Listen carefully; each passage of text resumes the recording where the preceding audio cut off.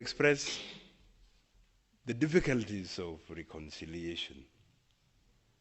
And just what I have made is outlining what we are doing on the process of national reconciliation. But truly, reconciliation is the most difficult to achieve, particularly in a country that has fought for a very long time. Sometimes in an armed struggle, you would be fighting the person you think is the oppressor. Sometimes you would turn against your own selves when you differ. This happened in our case in South Sudan. As SPLM, we had gone through several splits. In 1983, we had a split on just what is it we are fighting for. In 1991, we also had another split. And that polarized our society. Last year, August 8th, I was invited to a function to remember the death, or the burial actually, the burial.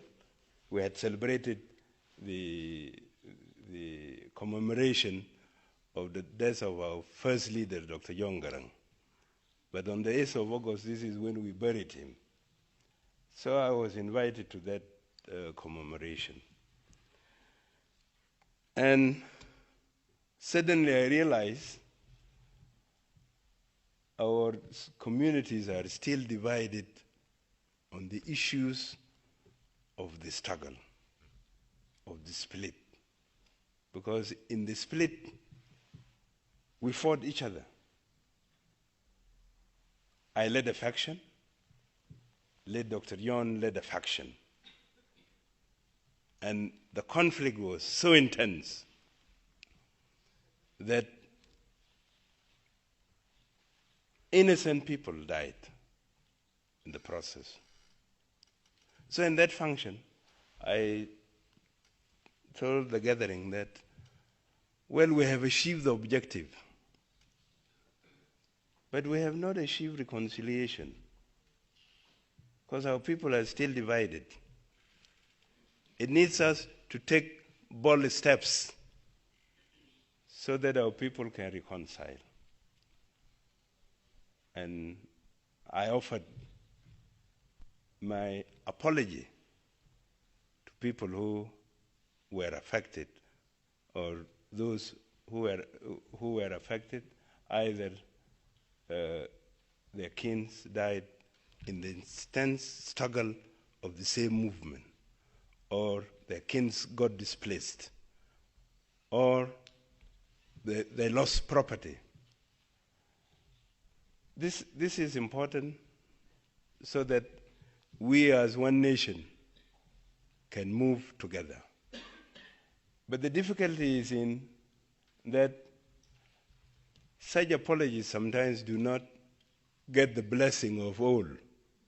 There will be somebody who will say, well, if you apologize on acts done under your leadership, then who will apologize on acts done on the other person's leadership? Now that's a big problem with us in South Sudan today. And we are also asking assistance in this, because there are people who have gone through such a process, whether in the Eastern Europe, the old Yugoslavia. The struggle among themselves was also intense, similarly like our struggle in South Sudan. So we would want to be assisted by people who have undergone such a process. Our society is highly traumatized because people who have been subjected to war for over half a century, they know nothing, only violence. And that was manifested last week when a large group of youth attacked, in a retaliatory attack, another community. So I always say our society is violent. It is not only the society itself, the institutions that we are heading, there is simmering violence in it. We look at our police, you see also violence. When you send an army on an operation, they mete out unproportional force on the society. So there is a trauma running through.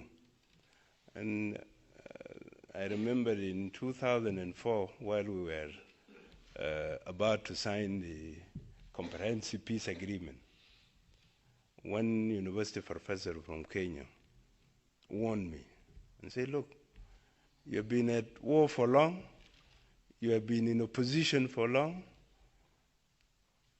it might be good for you, even the leadership, go through counseling. Your society needs that counseling. Day by day, when I see acts in my own community within South Sudan, I find this professor right. This forum, the movement of moral rearmament, I think would be very helpful to us if by one way or another conferences of this kind could be held in South Sudan. Our people may start to speak out.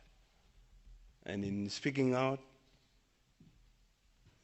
this would help them. The trauma would be addressed. The process of reconciliation would be even easier.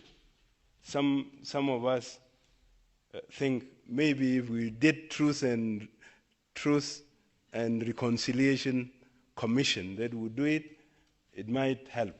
Then others will say no, it might aggravate the process. So when we talk of national reconciliation, behind us lies this inhibition. How do you handle it? You may do programs that may address it, that may even aggravate it. So this is our major challenge in South Sudan, particularly that we have been subjected to a long war. Well, I don't want to go further than this. I want to thank you very much for giving me this opportunity. And the fact that we're coming in a bigger number, it means we need assistance from this eminent organization. Thank you very much.